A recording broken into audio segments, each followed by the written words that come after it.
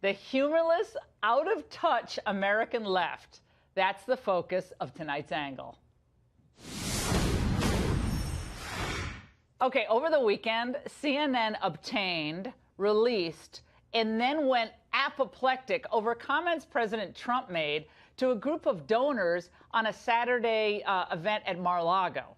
Now, Trump noted that Chinese President Xi Jinping was now going to essentially be president for life. And Trump added, "I think it's great. Maybe we'll want to give that a shot someday." China's great, and Xi is a great gentleman.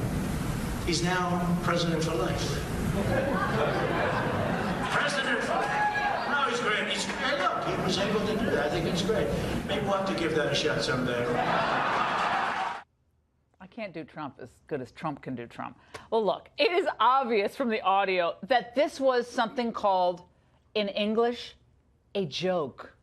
It's obvious to everyone except America's resistance media, which has all but lost touch with reality. This kind of consolidation of power is not just un-American.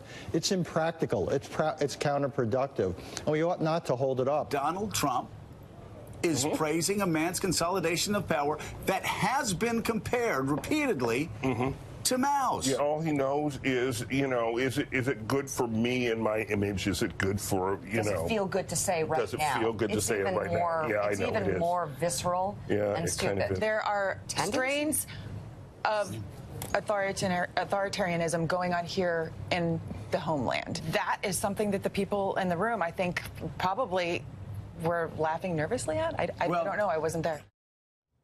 Totally. Well, no morning jokesters there. CNN's Chris Cillizza saw something even more sinister.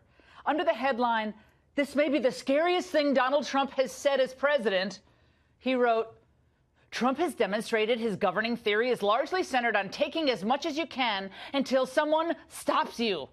That worldview is what makes Trump thought on Xi all the more chilling." Well, it was no more chilling than what he said on Saturday night at the Gridiron Dinner, which is a fun comedic event for the D.C. and business power players. Again, this is humor. The president jokingly referenced possible talks with North Korean dictator Kim Jong-un, saying, "As far as the risk of dealing with the madman is concerned, that's not his problem.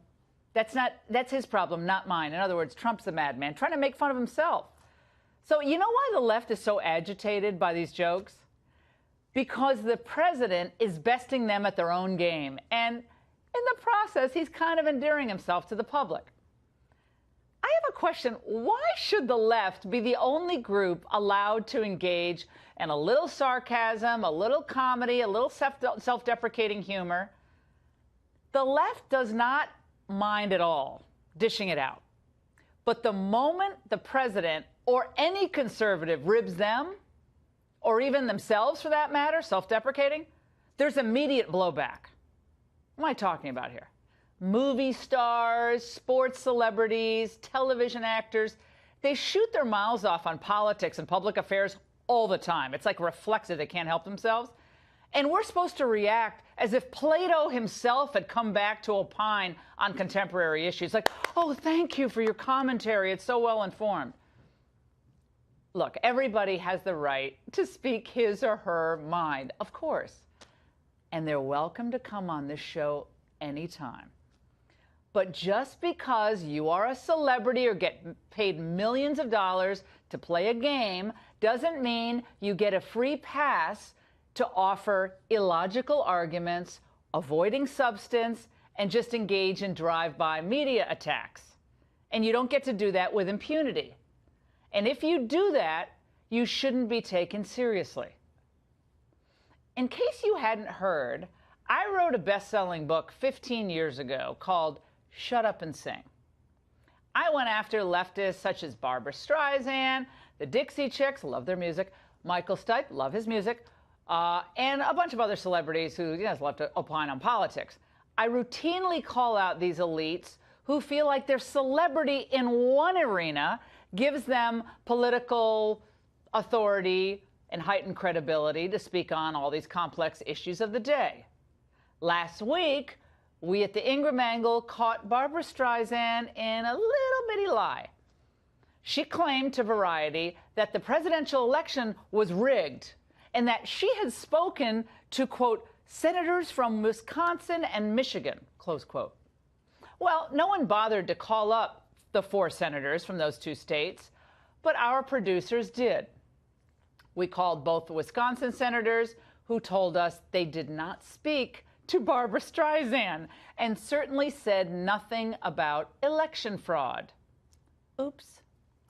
Now, even former NBA star Kobe Bryant, a phenomenal basketball player for the Lakers, somehow won an Academy Award at the Me Too Oscars for a small animated film he made about basketball. Well, that's kind of fun. Well, there is now an online petition with over 16,000 signatures and counting to rescind Bryant's Oscar owing to, I guess, a rape accusation in 2003 by a 19-year-old woman. They ultimately didn't bring the charges. He settled the civil case with her. The accuser refused to testify before they went to trial, and so eventually he did away with the suit by, I guess, settling the civil claim. But Kobe's was just one of the many awkward Oscar moments that were kind of far from funny and even repellent to the American public. Host Jimmy Kimmel, in his opening monologue, referenced this film, Call Me By Your Name, a Best Picture nominee, and the film was about a 24-year-old man who has intimate relations with a 17-year-old boy. We don't make films like Call Me By Your Name for money. We make them to upset Mike Pence. Okay, well, actually, you might not thrill the American people either, who saw few of the art house films celebrated at this tedious Tinseltown love fest last night. Jimmy Kimmel's Oscars fell to a 9-year viewership low last year in 2017. But this year, I've got to say, Jimmy, you outdid yourself.